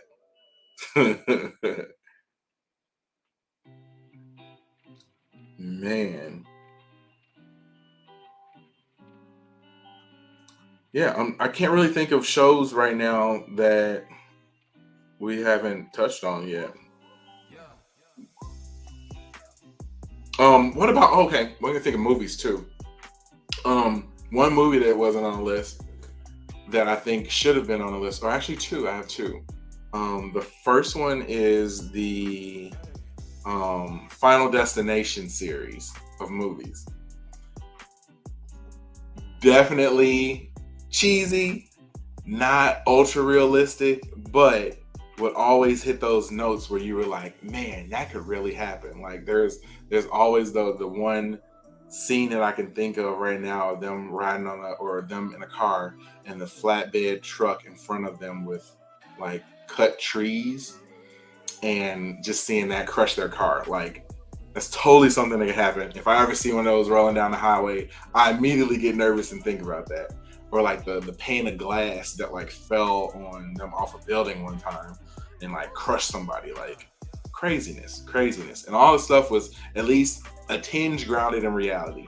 I didn't like how they sort of had like a supernatural vibe to some of it, like death was an actual character when it was trying to get these people. I didn't necessarily like that, but yeah. Oh, Stevie says, no, it was a joke, but learned about panic. I bet, yeah. Knew it was a joke, but learned about panic attacks. Man, yeah, not cool. Definitely Final Destination. And Jeff, you read my mind, sir. I said that there were two that I was going to bring up. and it was Final Destination. And yes, the Scream franchise. The first Scream movie is a classic. That should have been in the top 10. That first Scream movie. Amazing movie. Amazing. And it was another one of those times where I felt like the genre was at a point where nothing was really happening with it. And they came up with something that seemed like a new concept, and really enjoyed that movie. Saw that in theaters. What were the spoof movies of like Scream? I can't remember the name of those, but those were funny too. Like stupid funny. Celia says definitely the first Scream, yeah. Classic. Can't really speak on the rest of them, but the first one, classic. The Craft. I've never seen The Craft. That was one of those ones that I would go to like the video store back in the day, and I would see it, and I would think about grabbing it, but never grab it. Is it worth the watch? And yes, not another scary movie. Those movies, classics, man. Classic.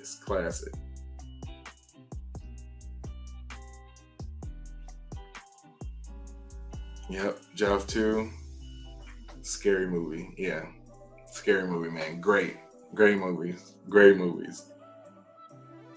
And a lot of times I think when you have those like spoofs, they can be funny, but sometimes it's like it crosses over into the like stupid territory. This was so far into the stupid territory that it like came back around to being funny again. But yeah, really enjoyed those. And like I said earlier in the show, that comedy scary movies are great too. But yeah, man, I think that's about it. Cringe, yeah. Some cringe stuff is great. Some of it isn't, but some is great. All right, we're going to close the show out tonight with one more video. And let me get this together real quick. Let me look through this. Scroll my list. I'm constantly looking for videos and stuff all the time, so I put them on this list, and my list needs to be curated because it is quite long at this point in time. So I have to end up scrolling crazy long through this list. Okay. Let me let this start so I can pause it real quick. Okay. And let me turn the music off yet again. Even though it's a vibe, gotta turn it off.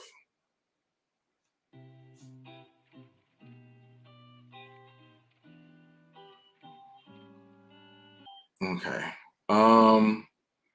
Let me change my background up. Let me share my screen, and then I will present this one real quick.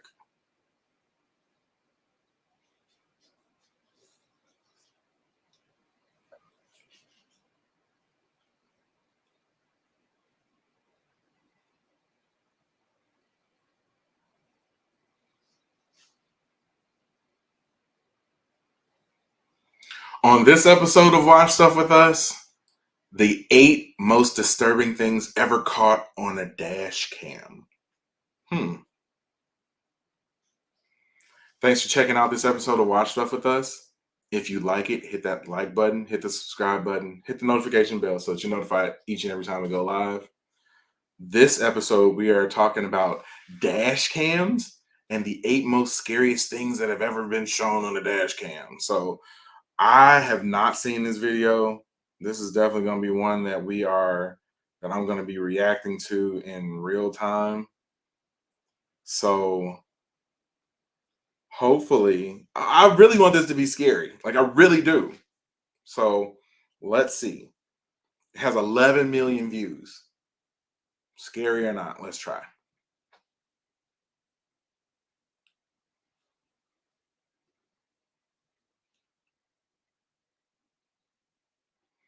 All right.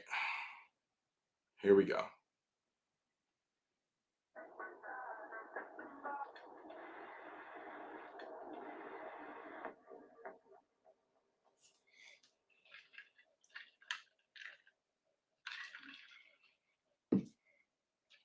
this first video, the dashcam footage from a truck caught the exact moment an ambush took place. The video clearly shows as multiple people alongside the highway use an improvised roadblock made of tree branches to force drivers to stop. The people responsible were multiple illegal immigrants angered by a recent demolition of a makeshift camp they had set up. As soon as the truck stopped, they would climb the guardrail and throw multiple sticks, rocks, and even lumps of concrete at the driver. Luckily, the driver would make it past the roadblock, though he would claim that in the moment he feared for his life, and unfortunately he would receive multiple wounds from items thrown through the windshield that would ultimately require him to seek medical attention.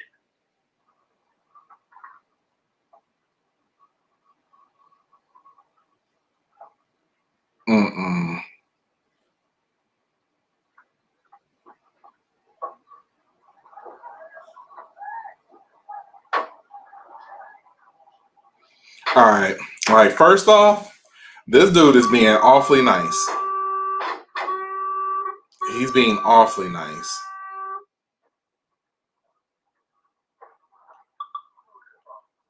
So, you got your dash cam, right? You got your dash cam, and it's recording everything. And these people are running at you, throwing stuff at you, and you're in an 18-wheeler. I'm sorry, if I'm fearing for my life, I'm hitting that gas, and whatever happens, happens. Might be cold-blooded. You can call it whatever you want to call it. But I'm not, there's no way that, like, he was trying to back up at one point. Like, no, I'm hitting the gas, flooring it. Too bad, so sad. You trying to endanger me like that? It's a wrap. This footage takes place at 1:30 a.m. on a Sunday, and it features dashcam footage of a car traveling along a quiet stretch of road in the country. As the car approaches an intersection, a hooded man can be seen standing with his head bowed in the middle of the road. As the car gets closer, the man can be seen attempting to walk in front of it, forcing the driver to stop. And that's when the man can be heard screaming as he lunges towards the car, which, of course, would force the driver to step on the gas and get out of there.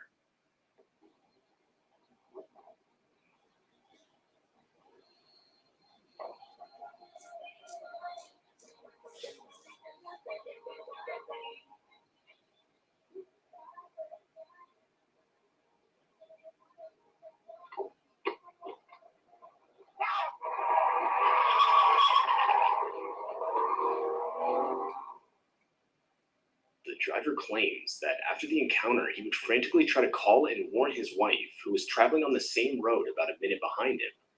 Unfortunately, he wasn't quick enough, which would cause his wife to experience the exact same encounter.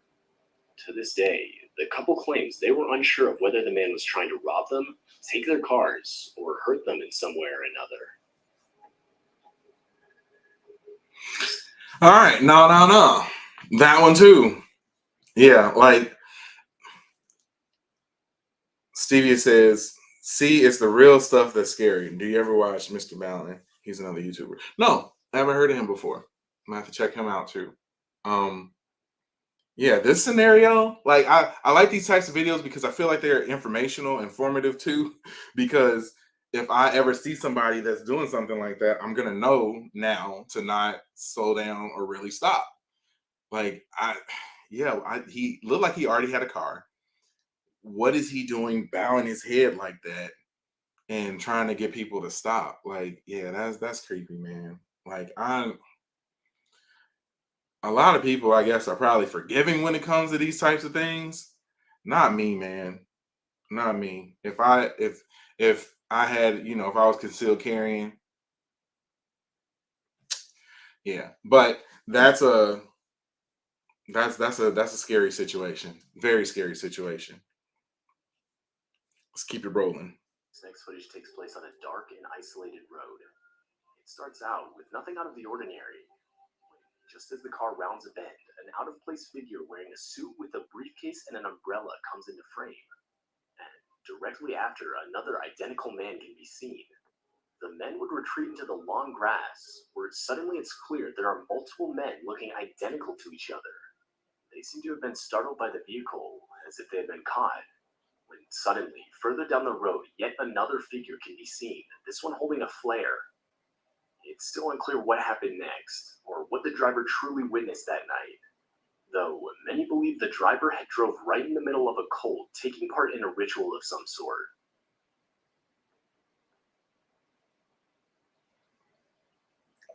That's a nah, man. Like so many situations like this where it seems like people are just rolling up on this crazy stuff. Like, couldn't do it. And yeah, what are these people doing with the briefcases and umbrellas? Like, I don't know.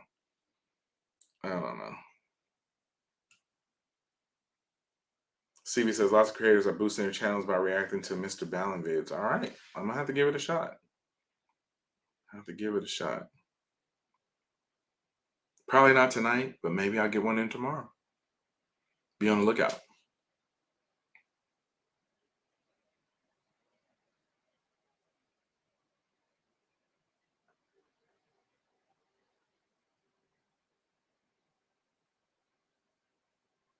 Yeah, that's super weird.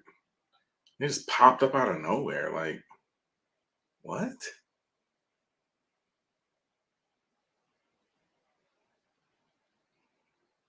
In this video, you can see the dashcam footage of a parked vehicle in the middle of an October day in 2014. From the audio, it's clear someone is inside the car, as you can hear the window roll down, followed by the driver saying how creepy something is.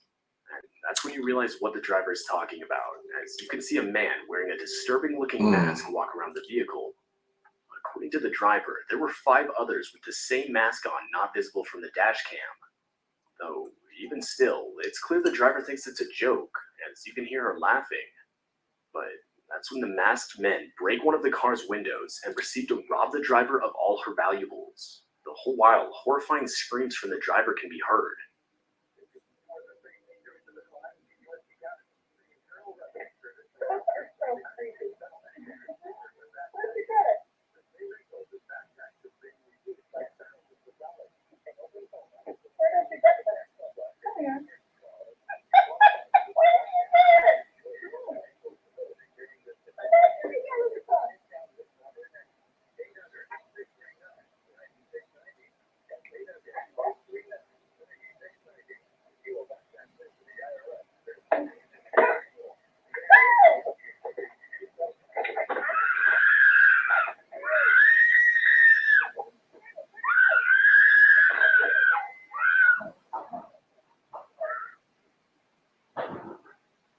All right.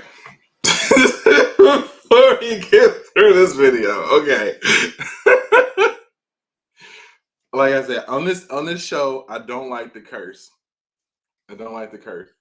But that dude that was in the dress shirt and the dress slacks walking across and just like not doing anything but kind of looking on from the door,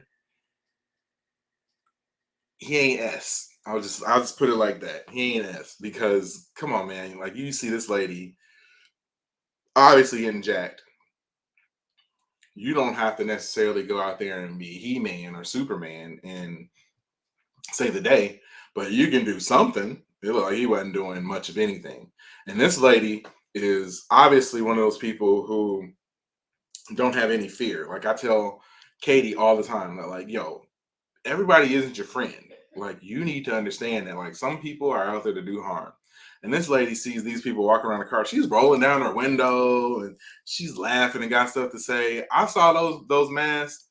If I see somebody walk up to me in a mask, the first thing I'm gonna think, if it's not Halloween, even if it is Halloween, I'm thinking, I'm not gonna get jacked. Straight up. Maybe it's because, where I'm from and some of my experiences, but yeah, I'm not taking anything for granted. And obviously she was taking some stuff for granted. Big time. Footage was taken in the middle of the night in a desolate field located in Saudi Arabia. Almost right away, you can see as the driver is slowly approaching a white figure that looks to be holding a cane off in the distance. As the footage progresses, the white figure starts limping towards the vehicle. No. After a few seconds, the driver can be heard panicking. After a while longer, the figure continues to move towards the driver. And now Now obviously terrified, the driver can be heard yelling commands at the figure that can basically be translated to back up and get away from my car. Near the end of the video, the figure can be heard making a shrieking noise directed at the driver. The video itself is no doubt disturbing, and it's still unclear what the driver had actually caught on video that night.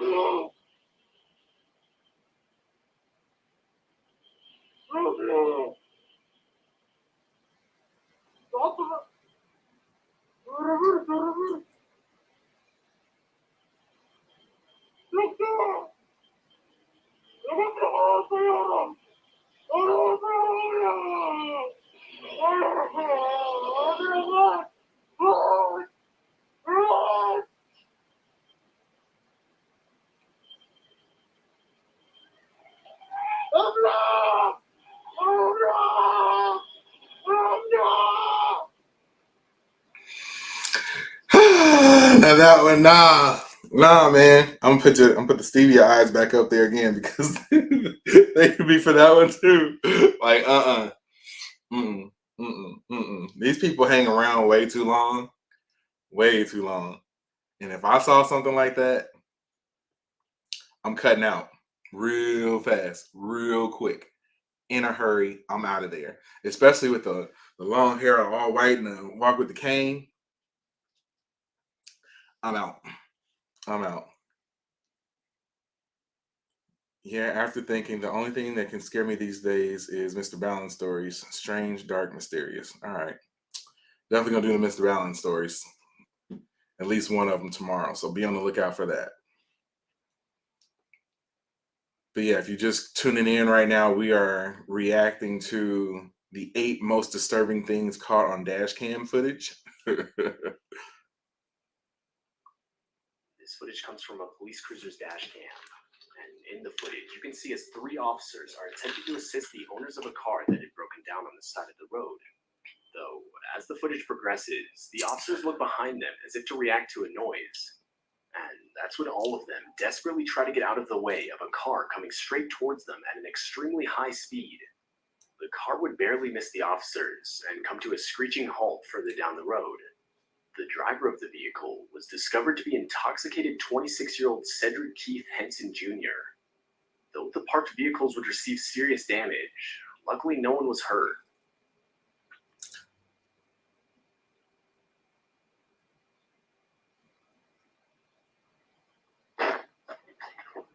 Dang. Yo, now that's crazy. Now that is scary. But my man that pulled out the gun before he even knew what was going on, that's a real G right there. Because he was ready for anything. Like, even though he wasn't going to be able to shoot this person that was in the car, he was still ready. That's what I like. A man after my own heart. If you stay ready, you don't have to get ready. Words to live by.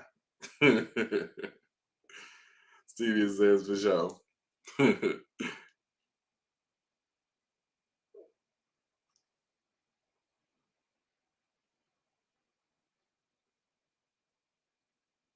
in 2016, a sort of killer clown phase would shake Americans for a few months. It basically consisted of multiple people dressing up in clown costumes. For many, the motive was simply to scare people, though others would actually rob and even kidnap people. And during that time, in 2016, a family would drive home in South Yorkshire late at night when their dash cam would capture a clown step out in front of their vehicle. The clown would proceed to just stand there and wave, until after a few seconds, the clown would sprint towards the vehicle. The driver of the vehicle would desperately go in reverse, until finally going back and drive, forcing the clown to get out of the way.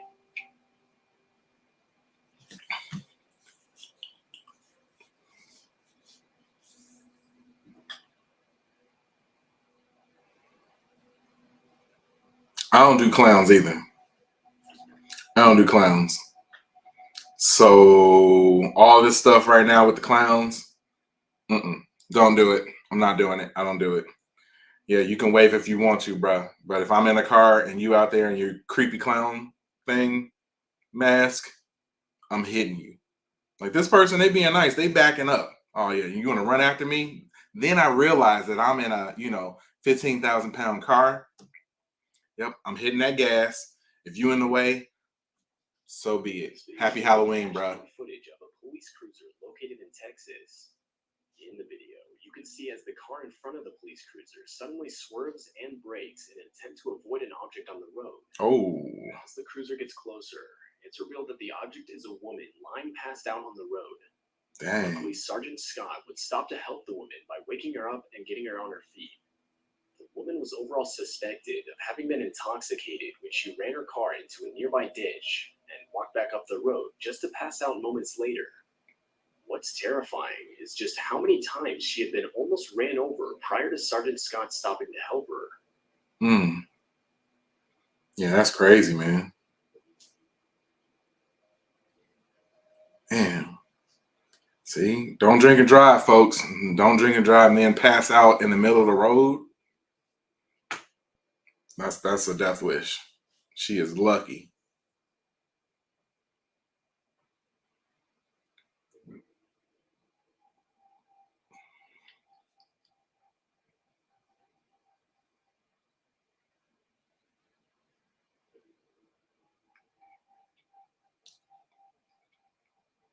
I'm glad she was okay though, or at least somewhat okay.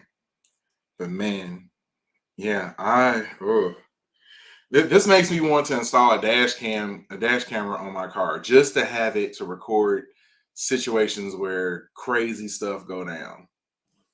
Like I feel like I need to have one of these now.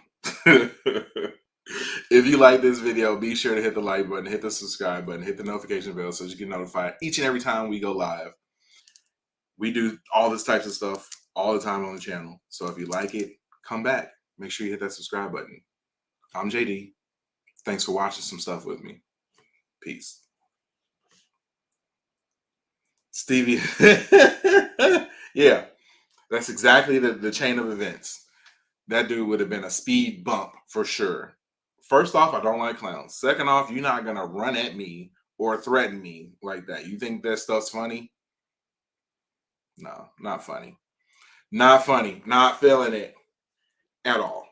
Not feeling it one bit.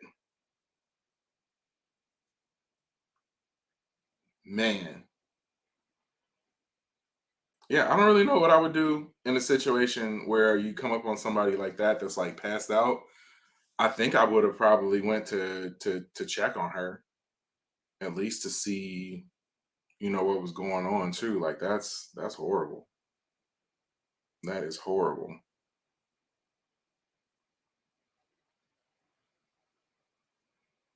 Yeah, let me stop sharing this screen and we're gonna get ready to shut this down.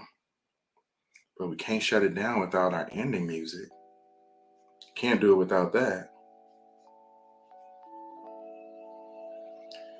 Wow. Yet another pretty much 2-hour stream, man. Like, I go into these things like I loosely plan. I don't like to be like over planned when it comes to stuff like this. So I like to be sort of loosely planned and like have some things set up to talk about and to go over. But I can't do this stuff without you people who are watching. And the comments that you give are what drive the show. I really greatly, deeply appreciate each and every person who's checked out this video tonight. Like I said, this isn't what we normally do. And as our channel grows, I want to do more fun stuff, sort of like this, and not necessarily completely focus on a show that we have going on. I want to do those too. But I also want to have like these chats and stuff to just sort of kick back, relax, have a little bit of fun. And especially once we get, 30, 40, 50 people in chat and everybody can pour it up a little bit, sip a little bit, during the show, we didn't have a lot of fun, man. We didn't have a lot of fun. So we're gonna get ready to shut this down, though. Jeff, this channel is great. Thanks for the content, for sure, my brother. I love you, man, and thank you for watching tonight. Everybody who's new to the channel might not know, but Jeff and I, along with some other friends, had a channel, and we had a show that we would run weekly on Wednesdays called Jump Off Live. It was an amazing concept. We were well ahead of our time when we first did the show 10 years ago. When we came back a year and a half ago, it was great. It fizzled out, but still had some great times. And I love Jeff like my brother, man. So thank you for checking out the show, bro. Much love, much love. Stevia, as always, thank you for being in the chat and participating as much as you do. Next time you're on, we're gonna have to get you to share a little bit more about your childhood acting days. Like, I'm sure you got some stories, and we want to hear about them. So be sure to share them. Katie says, great job, babe. Yes, thank you. I appreciate it. It was fun. I can't wait to get you back on here with me. Man, it makes it a lot easier when you got somebody else with you, but it's fun, especially having you with me. So can't wait to get you back on once your throat is all healed up. But as I said before, we have tons of things to break down, discuss, and share on this channel. Thanks for coming along for the ride. Just as much love. We'll always have Jump Off Memories. Yeah, always. But yeah, thank you so much for riding with us. And the channel is continuing to grow. It seems like we're getting 20, 30, 40 subs every week. So each time, I don't want to give an update each and every time we get more subs, but just from the last episode that we had last week, we've gotten an additional probably 35 subs during the week. So like that's awesome, man. Thank you guys for your support. And if you enjoy what we're doing, the way that you can show that is by commenting, hitting that like button. If you're not subbed, hit that subscription button so that you can be a part of this, man. And as we continue to grow and build, like I want to build this out, man. We can get people to cam up with us. You can be a part of the show too. There's no reason that you just got to be contained to the chat. If you got a camera, we can get you on and you can come rock with us. So yeah, we would love to have you guys do that. Stevie, much love too. Thank you for rocking with us. You won our day one. Day one, we will never forget you. Yeah, so, and if you like the channel and you're willing to help out, get somebody else to subscribe. That's what we need to do. Our goal is to get to 1,000 subscriptions. Once we get to 1,000, we'll have that fan base built so that we can do some more of everything and kind of branch out the channel a little bit and not be as confined to movie and TV reactions and stuff. But yeah, if we can get to that 1,000 point, we can do a lot. We can do a whole lot. And then you can get to see a little bit more of our in-game goal for the channel, because what we're doing now isn't what we want to always do. We have so many more things planned, so many more ideas, but we just got to get to that 1,000 point, and then we can kind of branch out a little bit. So we got a grind to go, and each and every sub counts. So if you know somebody who can hit that sub for us, we would greatly appreciate it. Steve says, "Oh, word, yes, word." But yeah. Also, if you haven't had a chance to follow the show on Twitter, I don't know if Thea or anybody else, if you guys have Twitter, you can follow me on Twitter at Jeremy JD Dorsey, at Jeremy JEREMY, the letter J, the letter D, then ORSEY, at Jeremy JD Dorsey on Twitter, is where I'm at. So if you want to interact after the show, or you got show ideas, or something you'd like to see us react to, you can leave it in the comments here. You can hit us up on Twitter and we can have more of a detailed conversation. So you can also follow the actual show on Twitter as well at Walk With Us. No, it's at WSWU show at twitter.com. That's what it is. So you'll see the logo, search for it, it's there. But yeah, much love to everybody for watching. We really, really, really appreciate each and every one of you for doing this and rocking with us. So have a great weekend. We will see you right back here on Friday and during the week with all our videos that we're going to be dropping. Got our Handmaid's Tale episode 5 reaction, season 5 episode 5 reaction video dropping tomorrow. I'm going to watch that tomorrow. We got so many other things that are in the books. We're going to still keep doing Abbott Elementary. We're going to be adding some new things to the books too. So just keep checking it out, man. Much love, and we appreciate each and every one of you guys. Later.